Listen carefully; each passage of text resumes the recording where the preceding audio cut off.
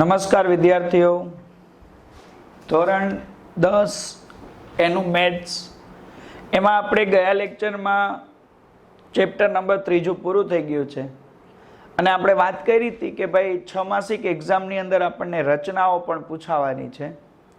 તો વિદ્યાર્થીઓ, આજથી હું તમને ચેપ્ટર નંબર 11 એટલે કે રચનાઓ જે છે એ શરૂ કરાવું છું.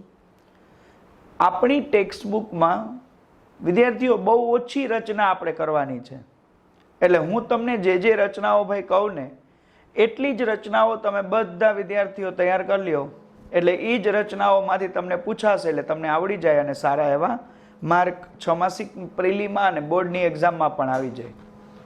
સૌથી પહેલા સ્વાધ્યાય 11.1 એની રચના નંબર પહેલી, 7.6 સેમી લંબાઈનો રેખાખંડ દોરી તેનું 5:8 ગુણોત્તરમાં વિભાજન કરો અને બંને ભાગ માપો એવું લખ્યું છે. જુઓ, 4 ગુણમાં તમને રચના પૂછાઈ, એમાં તમે જે રચના દોરો છો બરાબર એ પછી પક્ષ, કૃત્ય અને રચનાના મુદ્દા એટલું કરવાનું હોય. પહેલા હું અહીંયા કાચી આકૃતિ દોરું છું, પછી અહીંયા આપણે બરાબર દોરશું. 7.6 સેમીનો એક રેખાખંડ દોરવાનો છે અને આ રેખાખંડનું 5:8 ગુણોત્તરમાં શું કરવાનું છે? વિભાજન કરવાનું છે. હવે 5:8 ગુણોત્તરમાં વિભાજન કરવું હોય તો વિદ્યાર્થીઓ એક લઘુ કોણ અહીંયા આમ ઉપર દોરશું અને બીજું લઘુ કોણ અહીંયા આમ નીચે દોરશું. એ કઈ રીતે દોરવાનો એ હું તમને અહીંયા કહેતો જઈશ. બરાબર, 2 લઘુ કોણ દોરવા પડશે. રેખાખંડને આપણે નામ આપી દેશું AB. 5:8 ગુણોત્તર કીધો છે એટલે વિદ્યાર્થીઓ સમાન માપની અહીંયા 5 ચાપ લાગશે અને નીચેના ભાગમાં 1 2 3 4 5 6 7 8 ચાપ લાગશે સમાન માપની. આની જે 5મી ચાપ છે એને A5 નામ આપું. એવી રીતે અહીંયા B1 B2 એમ B8 નામ આપવાનું. 5:8 કીધું છે એટલે અહીંયા 5 અને અહીંયા 8 એને આપણે શું કરી દેવાનું છે?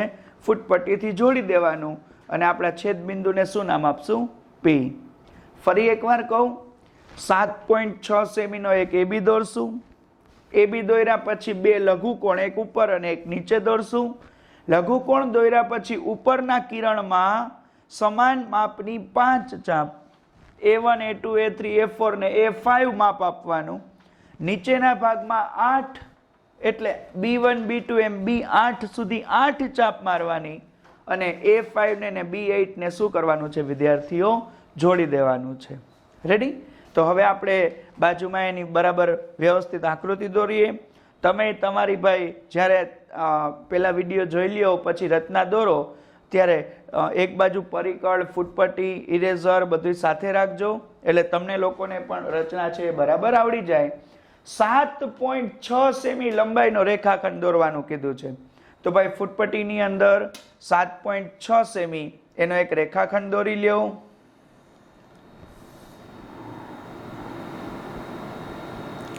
સાત 7.6 સેમીનો જે રેખાખંડ છે ભાઈ એને આપણે નામ આપી દઈએ AB. આ રેખાખંડમાં મેં તમને કીધું લઘુકોણ દોરવાના. વિદ્યાર્થીઓ, લઘુકોણ દોરવા માટે પરિકળનો ઉપયોગ કરશું. પરિકળમાં ભાઈ કોઈ પણ માપ લેવાનું છે. શબ્દ બરાબર સાંભળજો. પરિકળમાં આપણે કોઈ પણ માપ લેશું. કોઈ પણ માપ એટલે યોગ્ય માપ, એમ બહુ મોટું માપ નહીં લેવાનું, બહુ નાનું નહીં. એવી રીતે કોઈ પણ માપ લઈ અને વિદ્યાર્થીઓ અહીંથી એક ચાપ મારવાની. જોઈ લો, એ જે ચાપ તમે લીધી હોય ને એટલી ચાપ વિદ્યાર્થીઓ અહીંથી નીચે ચાપ લગાડી દો, એટલી જ. એકવાર અહીંયાથી ઉપર ચાપ, એકવાર અહીંથી નીચે ચાપ. પછી એટલું માપ રાખો તોય ચાલે, એનાથી થોડુંક માપ ઓછું કરી નાખો તોય ચાલે. એટલે તમને આકૃતિ છે ને ભાઈ તમારી ફેરબુકની અંદર સમાઈ જાય અને આ જે બિંદુ આવ્યું હોય ત્યાં પરિકળ રાખો અને બીજી એક ચાપ લગાડી દો. એવી રીતે વિદ્યાર્થીઓ નીચેના ભાગમાં પણ એક ચાપ લગાડી દો. જો ફરી એકવાર કહું છું, પહેલા આપણે રેખાખંડ AB દોર્યો. કેટલી લંબાઈનો? 7.6 નો. પરિકળ લીધું, પરિકળથી યોગ્ય માપ લઈ અને એ નામના બિંદુથી આપણે શું કર્યું? એક ચાપ મારી. એવી જ રીતે બી નામના બિંદુથી શું કર્યું વિદ્યાર્થીઓ? નીચે એક ચાપ મારી.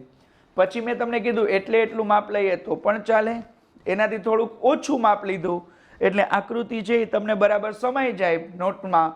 એકવાર અહીંથી આમ ઉપર ચાપ અને એકવાર અહીંથી ચાપ, બરાબર. મતલબ બે બાજુ લઘુ કોણ થાય એવું કિરણ દોરવું છે. રેડી? અને સમાન માપો, અહીંયા જેટલું હોય એટલું જ અહીંયા લીધું હતું, યાદ છે ને? તો સમાન માપનું આપણે શું દોરશું વિદ્યાર્થીઓ? કિરણ દોરશું. હવે આપણી પાસે ફૂટપટ્ટી હોય એનો ઉપયોગ કરો અને ફૂટપટ્ટીની મદદથી વિદ્યાર્થીઓ અહીંયાથી ઉપર એક કિરણ દોરી દો, ત્યાં એક્સ નામ આપો, અને આ જે બિંદુ છે ત્યાંથી નીચે એક કિરણ દોરી દો, ત્યાં વાય નામ આપી દો. રેડી? હવે જુઓ બે લઘુકોણ કિરણ થઈ ગયા. હવે આપણે A1 A2 A3 એમ ક્યાં સુધી આપવાનું છે? A5 સુધી. તો ફરીથી પરિકળ લ્યો, બરાબર. જો આટલું માપ રાખો તોય ચાલે, એનાથી ઓછું લ્યો તોય ચાલે, ને વધુ લ્યો તોય ચાલે, પણ તમે જે કિરણ દોર્યું એમાં 5 અને 8 ચાપ છે એ લાગી જવી જોઈએ.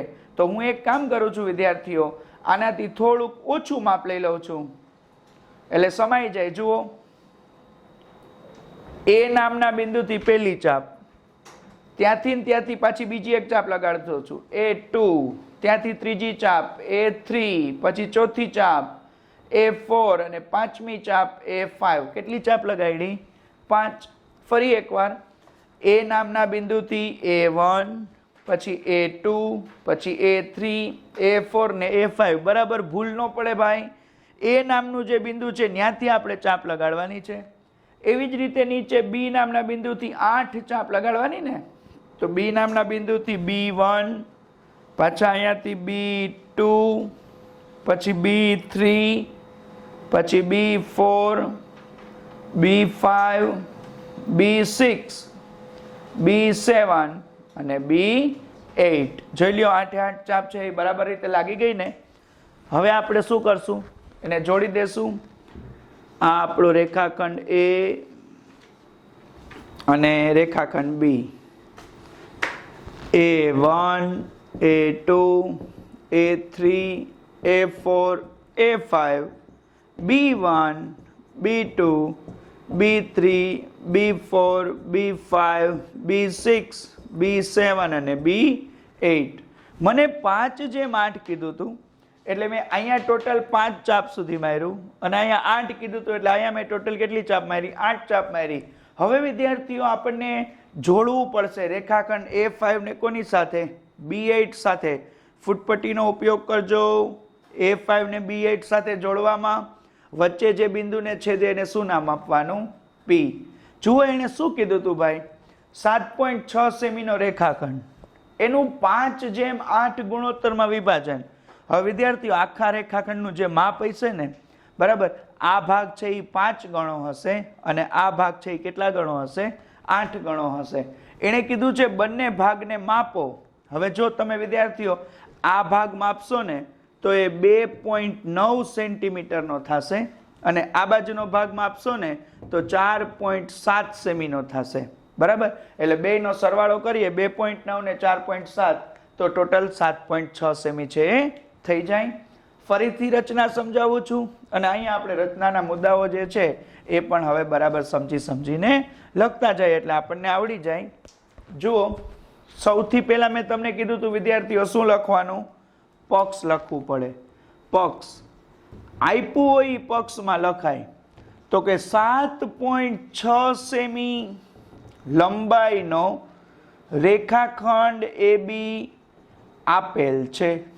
એક રેખાખંડ આપ્યો છે, એનું નામ શું છે? AB. કેટલા સેમીનો છે? 7.6 સેમીનો. પછી આપણને આવે કૃત્ય. પ્રમેયમાં યાદ છે ને સાધ્ય આવે, અને આમાં શું આવે? કૃત્ય આવે. રેખાખંડ AB એનું 5:8 ગુણોત્તરમાં શું કરવાનું છે ભાઈ? વિભાજન કરવું. બરાબર, પક્ષ અને કૃત્ય પૂરું થઈ ગયું. પછી આવે રચનાના મુદ્દા.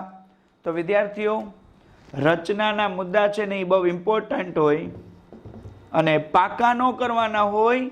તમે જેવી રીતે રચના ડ્રો કરીને એવી જ રીતે બિલકુલ રચનાના મુદ્દા લખતા જાઓ એટલે તમને એના માર્ક છે પૂરેપૂરા મળી જાય. જુઓ પહેલાં આપણે રેખાખંડ દોર્યો હતો, તો પહેલો મુદ્દો લખીએ. 7.6 સેમી લંબાઈનો રેખાખંડ AB દોર્યો. રચનાના મુદ્દા છે ને ભાઈ એ ભૂતકાળમાં લખાય એમ, દોર્યું, બરાબર, દોરવું એમ નહીં, દોર્યું એમ. બીજો મુદ્દો શું કર્યું આપણે? ઉપર કિરણ દોર્યું હતું ને, અને એવું નીચે કિરણ દોર્યું, તો ભાઈ એમ લખાય ને, લઘુકોણ ખૂણો XAB આ લઘુકોણ છે ને ઇક્વલ ટુ ખૂણો YBA થાય. લઘુકોણ ખૂણો XAB ઇક્વલ ટુ ખૂણો YBA થાય તેવા કિરણ કયા કયા? AX અને કિરણ કયા કયા? BY. AX ઉપર ને BY નીચે. બંને ક્યાં દોર્યા? તો કે રેખા AB ના વિરુદ્ધ અર્ધતલમાં દોર્યા, વિરુદ્ધ અર્ધતલમાં દોર્યા. ફરી બીજો મુદ્દો જોઈ લેજો ભાઈ. લઘુકોણ XAB ઇક્વલ ટુ YBA થાય તેવા કયા કયા કિરણ દોર્યા? બે ઇક્વલ ટુ થવા જોઈએ, છે લઘુકોણ, એવા કિરણ AX અને બીજું કિરણ કયું દોર્યું ભાઈ? BY દોર્યા. ક્યાં? વિરુદ્ધ અર્ધતલમાં, એટલે એક ઉપર દોર્યું અને બીજું ક્યાં દોર્યું આપણે? નીચે. હવે ચાપ મારી લખીએ ભાઈ. 5 ચાપ મારીને તો એમ લખવું પડે છોકરાઓ, 1/5 AX કરતા ઓછું માપ લઈ, એટલે AX નું જેટલું માપ હોય ને ભાઈ, એમાં મેં હમણાં કીધું હતું 5 ચાપ તો આવી જવી જોઈએ. 5 થી ઓછી આવે તો ન હાલે. હમણાં તમે એમ કહો સાહેબ પહેલી ચાપ આટલી મારો, તો બીજી અહીંયા, ત્રીજી અહીંયા, તો ચોથી નથી હમાતી, બરાબર ને? એટલે ચાપ એવી મારવાની કે ભાઈ 5 ચાપ મારો ને તો એ થોડુંક માપ વધવું જોઈએ. 1/5 AX કરતા ઓછું માપ લઈ અને કિરણ AX ઉપર શું કર્યું? A1 equal to A1 A2 equal to A2 A3 equal to A3 A4 equal to A4 A5 થાય તેવા કયા કયા બિંદુઓ? તો કે A1 A2 A3 A4 અને A5 દોર્યા. રેડી ને? અને નીચે ભાઈ ત્યાં તો 8 ચાપ લગાડી, તો આ ત્રીજા મુદ્દાની જેમ જ લખો. 1/8 BY કરતા શું કર્યું હતું આપણે? ઓછું માપ લઈ. 1/8 BY કરતા કેવું માપ લીધું? ઓછું માપ લઈ. કિરણ કયો છે? તો કે BY ઉપર B1 B1 B2 B2 B3 B3 B4 B4 B5 B5 B6 B6 B7 અને B7 B8 થાય તેવા B1 થી લઈ અને B8 દોર્યા. છેલ્લે જોડ્યું ને આપણે? તો પાંચમો મુદ્દો એમ લખાય ને કે A5 B8 રેખાખંડ જોડ્યો, જે રેખાખંડ AB ને છેદે ત્યાં શું નામ આપ્યું હતું? P. ત્યાં P નામ આપ્યું. આમ છેલ્લે લખવાનું કે રેખાખંડ AB નું AP જેમ PB, એટલે એક બાજુ AP ને બીજી બાજુ કોણ આવે છે? PB ઇઝ ઇક્વલ ટુ શું કહેવાય વિદ્યાર્થીઓ? 5/8 ગુણોત્તર. એમાં શું થયું? વિભાજન થયું. અને વિભાજન થઈ ગયું એનું માપે લખવું પડે ને. AP is equal to 2.9 semi અને PB is equal to 4.7 semi મળે. તો વિદ્યાર્થીઓ સ્વાધ્યાય 11.1 એની અંદર બધી રચનાઓમાંથી આપણે પહેલી એક જ રચના કરવાની છે. બાકીનો જે કોર્સ નીકળ્યો છે આપણો, એમાં રચના નંબર 2 થી લઈને 6 બધી રચના નીકળી ગઈ છે. એટલે એકેય રચના એ બધી ત્રિકોણવાળી છે. જોજો તમે, ત્રિકોણવાળી એકેય રચના આપણે કરવાની નથી. એટલે આ એક જ રચના છે એ બરાબર યોગ્ય રીતે તૈયાર કરજો. આના જેવી હું તમને એક રચના જાતે આપું છું, બરાબર, જે તમને દોરો એટલે તમને આ પણ રચના છે બરાબર આવડી જાય. એની રકમ હું તમને ઉપર લખી દઉં છું ભાઈ. જુઓ તમારે જાતે કરવાની છે. 7 સેમી લંબાઈનો રેખાખંડ AB દોરી તેનું 3:4 ગુણોત્તરમાં વિભાજન કરો. રેડી? તેને માપો. વિદ્યાર્થીઓ, તમે 7 સેમીનો એક રેખાખંડ દોરશો, આની જેમ જ બંને બાજુ કિરણ દોરશો. 3:4 એટલે અહીંયા તમારે 3 ચાપ મારવાની છે. અહીંયા 1 2 3 4 ચાપ લગાવશો ને પછી આમ જોડશો ને ભાઈ, બરાબર? તો આ બાજુનું માપ છે ને એ 3 સેમી આવશે અને આ બાજુનું માપ છે એ કેટલા સેમી આવશે? 4 સેમી. એટલે તમને પરફેક્ટ રચના આવડી જાય. ઘણી વાર એવું થશે કે પહેલી જ વખત રચના દોરતા હોય ને એટલે તમને આ માપ નો પણ આવે, બરાબર? તો વારંવાર તમે 2-3 વાર રફ કામમાં દોરશો ને તો તમારી જે ભૂલ હોય ચાપની સોલ્વ થઈ જાય અને પછી તમને પરફેક્ટ આ માપ જે છે મળી જશે. તો અહીંયા આપણું સ્વાધ્યાય 11.1 એની પહેલી રચના એ પૂરી થાય છે. સ્વાધ્યાય 11.2 એમાં વિદ્યાર્થીઓ આપણે 1 થી 5 રચના કરવાની છે. 6 થી બધી રચનાઓ જે છે એ નથી કરવાની. એટલે 11.1 ની પહેલી અને 11.2 ની 1 થી કેટલી? 5 રચના. તો બરાબર જુઓ, પહેલી રચના આ છે ને ભાઈ, એ બોર્ડની એક્ઝામ માટે મોસ્ટ IMP રચના કહેવાય. કારણ કે આ રચના જે છે ને એ વધારે પડતી પૂછાય છે.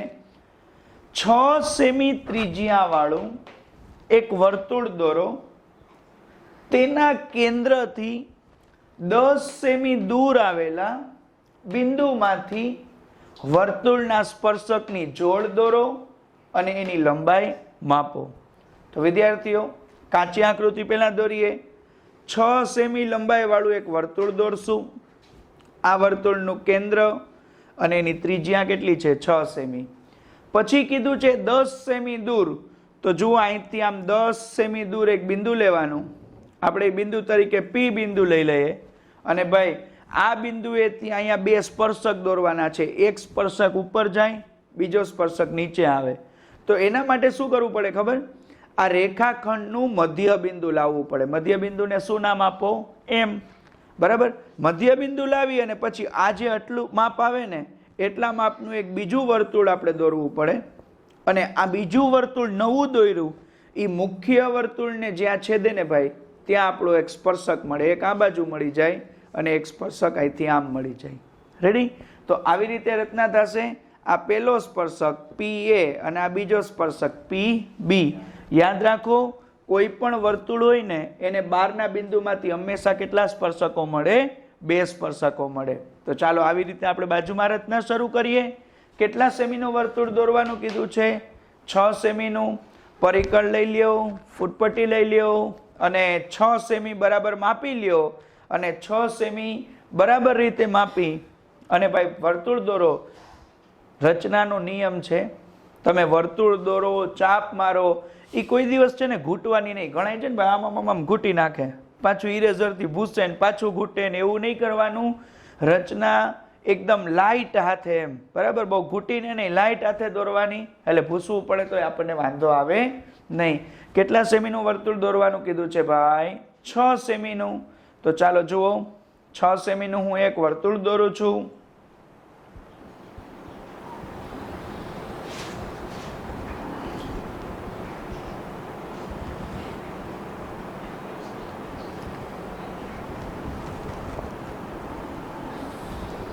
આ થઈ ગયું આપણું 6 સેમીનું વર્તુળ. 6 સેમીનું વર્તુળ છોકરાઓ દોરાઈ ગયું. એના પછી 10 સેમી દૂર આપણને એક બિંદુ લેવાનું કીધું હતું, બરાબર ને? તો આપણે ફૂટપટ્ટીનો ઉપયોગ કરશું. આ વર્તુળનું કેન્દ્ર છે. રેડી? ફૂટપટ્ટીનો ઉપયોગ કરી અને 10 સેમી દૂર એક બિંદુ લઈ લ્યો.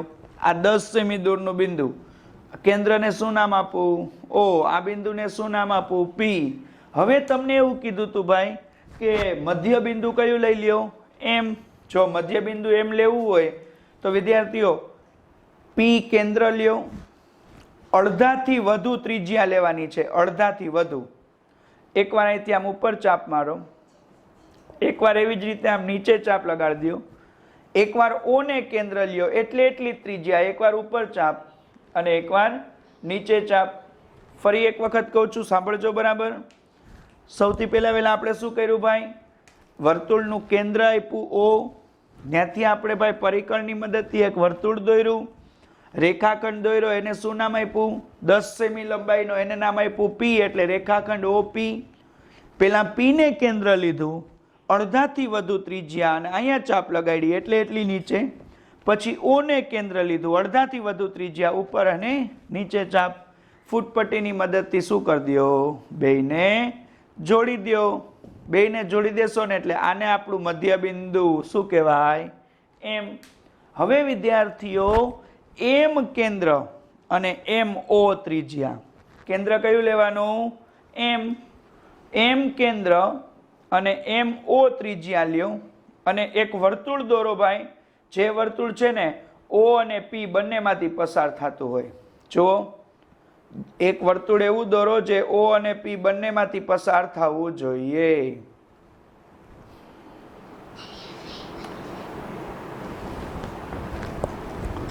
આ આપણે જે વર્તુળ દોર્યું છે એ જોઈ લ્યો, બંનેમાંથી પસાર થાય છે. ઓ બિંદુમાંથી પસાર થાય છે ને છોકરાઓ, આ રહ્યું. અને પી બિંદુમાંથી પણ પસાર થાય છે, એને જોડી દઉં. અહીંયા છેદે ત્યાં શું નામ આપું? એ. અને અહીંયા આગળ છેદે ત્યાં શું નામ આપું? બી. ફૂટપટ્ટીની મદદથી અહીંયા એક કિરણ દોર લ્યો, આ આપણો પહેલો સ્પર્શક થઈ જાય. અને બીજું અહીંયા દોર લ્યો એટલે આ આપણો વિદ્યાર્થીઓ બીજો સ્પર્શક થઈ જાય. મોસ્ટ આઈએમપી રચના ફરી એકવાર કહું છું અને આપણે મુદ્દાઓમાં લખતા જઈએ. સૌથી પહેલા શું આવે વિદ્યાર્થીઓ? પક્ષ. 6 સેમી ત્રિજ્યા વાળું વર્તુળ તથા 10 સેમી દૂર બિંદુ આપેલ છે. એક વર્તુળ આપ્યું હતું અને 10 સેમી દૂર એક બિંદુ આપ્યું હતું. કૃત્ય એમ કે છે ભાઈ, વર્તુળનું જે બહારનું બિંદુ છે એમાંથી શું કરવાનું છે? તો કે વર્તુળને સ્પર્શકો દોરવાના છે. વર્તુળને સ્પર્શકો દોરવા. રેડી? હવે આવે રચનાના મુદ્દા. રચનાના મુદ્દામાં ભાઈ પહેલો મુદ્દો, તમે શું દોર્યું હતું? સૌથી પહેલા વર્તુળ. વર્તુળની જો સંકેતમાં આમ લખાય, રાઉન્ડ કરીને એક ટપકું એટલે આ વર્તુળ કહેવાય. વર્તુળ ઓ કેન્દ્ર 6 સેમી ત્રિજ્યા દોરો તથા કેન્દ્રથી કેટલા સેમી દૂર ભાઈ? 10 સેમી દૂર કયું બિંદુ? પી લો. રેખાખંડ ઓપી દોરો. પેલા એક 6 સેમીનું વર્તુળ દોર્યું, કેન્દ્રથી 10 સેમી દૂર બિંદુ કયું લીધું? પી લીધું. અને રેખાખંડ ઓપીને શું કરી દીધું? જોડી દીધું. પછી રેખાખંડ ઓપીનું મધ્ય બિંદુ લઈ આવ્યા હતા કે નહીં? મધ્ય બિંદુને શું નામ આપ્યું હતું? એમ. રેખાખંડ ઓપી એનો લંબ દ્વિભાજક દોરો. લંબ દ્વિભાજક કહેવાય ને મધ્ય બિંદુ માટે. લંબ દ્વિભાજક દોરો જે રેખાખંડ ઓપી ને છેદે ત્યાં શું નામ આપો? એમ નામ આપો. રેખાખંડ ઓપી નો લંબ દ્વિભાજક દોરો અને જે રેખાખંડ ઓપી ને છેદે ત્યાં શું નામ આપવાનું છે વિદ્યાર્થીઓ? એમ નામ આપવાનું છે. ત્રીજું એમ કહેવાય ને ભાઈ, વર્તુળ એમ કેન્દ્ર અને શું દોરવાનું? એમ ઓ. એમઓ ત્રિજ્યા લ્યો તોય હાલે ને એમપી લ્યો તોય હાલે, બે સરખું જ કહેવાય ને. વર્તુળ એમ કેન્દ્ર એમઓ ત્રિજ્યા દોરો. જે તમારું મુખ્ય વર્તુળ કયું હતું ભાઈ? વર્તુળ ઓ કેન્દ્ર 6 સેમી ત્રિજ્યા, એને છેદે ત્યાં શું નામ આપવાનું છે? ત્યાં અનુક્રમે એ અને બી નામ આપો. રેડી ને ભાઈ? અને છેલ્લે એમ લખાય ને કે રેખા પી એ અને રેખા પીબી ને શું કરી દો? જોડો. બરાબર? આમ રેખા સ્પર્શક છે ને હંમેશા રેખા હોય એટલે રેખા લખવું પડે. આમ રેખા પી એ અને રેખા પીબી એ કોણ છે? તો કે માગેલા સ્પર્શકો છે. બરાબર, અને તેના બેયના માપ સરખા જ હોય, તેના માપ તમારે જાતે લખવાના છે. તમારી જે આકૃતિ દોરો એમાં તમારે જે મળે એ તેનું માપ ખાલી જગ્યા સેન્ટીમીટર છે. તો ભાઈ આ રચના પૂછાય એવી જ છે. મે 2021માં તમારું મેથ્સના પેપરની અંદર 4 માર્કમાં રેડી. રચનાની અંદર વિદ્યાર્થીઓ કોઈ થિયરી ન હોય, કોઈ વ્યાખ્યા ન હોય, સૂત્ર ન હોય, તમને ખબર છે. એટલે રચના છે એ એની આકૃતિ બરાબર વ્યવસ્થિત દોરવાની, ચેકાચેક વગરની દોરવાની, પક્ષ, કૃત્ય અને રચનાના મુદ્દા જે છે એ મેં લખાવ્યા છે એવી રીતે બરાબર સમજીને તમે યાદ રાખી લ્યો તો રચનાના મુદ્દામાં પણ તમને કાંઈ વાંધો આવે નહીં અને રચનાના પૂરેપૂરા માર્ક છે તમને મળી જાય.